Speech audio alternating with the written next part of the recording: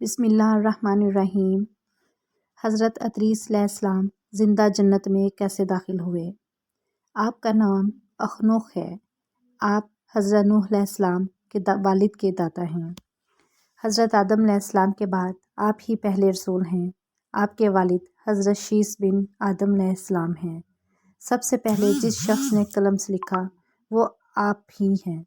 کپڑوں کے سینے اور سلے ہوئے کپڑے پہننے کی ابتدا بھی آپ ہی سے ہوئی۔ اس سے پہلے لوگ جانوروں کی کھالیں پہنتے تھے۔ سب سے پہلے ہتھیار بنانے والے، ترازو اور پیمانے قائم کرنے والے اور علم و نجوم حساب میں نظر فرمانے والے بھی آپ ہی ہیں۔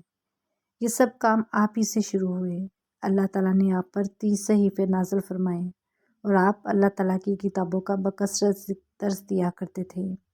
اس لیے آپ کا لقب ادریس ہو گیا، اور آپ کا یہ لقب اس قدر مشہور ہو گیا کہ بہت سے لوگوں کو آپ کا اصلی نام معلوم ہی نہیں۔ قرآن مجید میں آپ کا نام ادریس ہی ذکر کیا گیا ہے۔ آپ کو اللہ تعالیٰ نے آسمان پر اٹھا لیا ہے۔ بخاری و مسلم کی حدیث میں ہے کہ حضور اکرم صلی اللہ علیہ وآلہ وسلم نے شب معراج حضرت ادریس علیہ السلام کو چوتھے آسمان پر دیکھا۔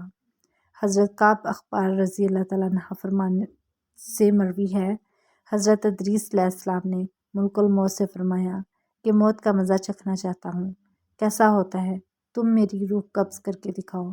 ملک الموت نے اس حکم کی تعمیل کی اور روح قبض کر کے اسی وقت آپ کی طرف لوٹا دی اور آپ زندہ ہو گئے۔ پھر آپ نے فرمایا کہ اب مجھے جہنم دکھاؤ تاکہ خوف الہی زیادہ ہو۔ چنانچہ یہ بھی کہا گیا کہ جہنم کو دیکھ کر آپ نے دروغہ جہنم سے فرمایا کہ دروازہ کھولو، میں اس دروازے سے گزرنا چاہتا ہوں۔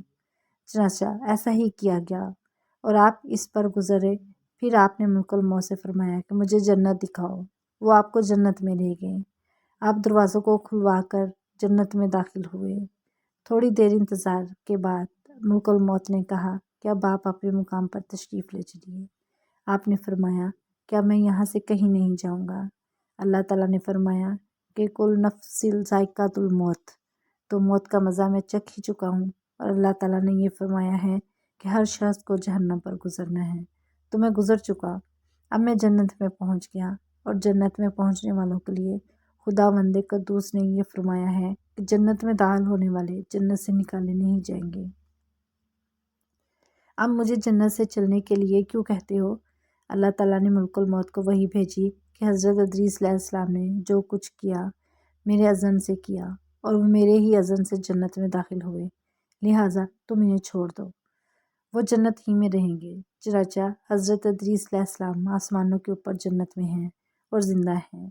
حضرت ادریس علیہ السلام کے آسمانوں پر اٹھائے جانے اور ان کو ملنے والی نعمتوں کا مختصر اور اجمالی تذکرہ قرآن مجید کی سورہ مریم میں ہے۔